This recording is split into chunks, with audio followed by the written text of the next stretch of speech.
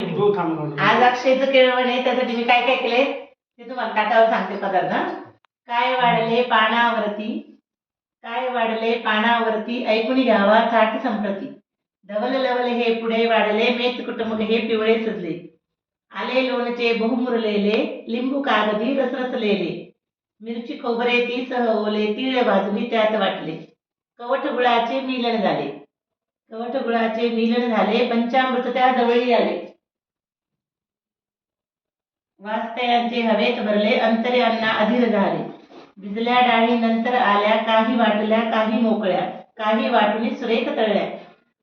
कोशिंबिरीच्या ओळी सजल्या, शुभ्र काकड्या होत्या किसल्या. भाज्या आल्या बटाटे वांगी, भाज्या आल्या बटाटे वांगी, भजे केले आळू घोसाळे. किती प्रकारे वेगवेगळी, किती प्रकारे वेगवेगळी. कुरड्या पापड आणि सांडगे कुणी आणली वाढी देते. पात्रामधली 5 पक्वान्न पाहुणे म्हणे तुमचे होईल प्रसन्न. पदार्थात खायचे गुलाबजाम काका, पदार्थात खायचे गुलाबजाम काका, करंजी दिदीला विसरू नका.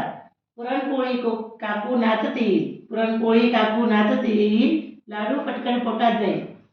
पाटात आहे पाकपुरी, ताटात आहे पाकपुरी, रंग तिचा हलका सोनेरी. विसरायचं नाही बरं भजीरावांना, मिळेल भातावर सर्वांना अन्नशुद्धी सर्वांना.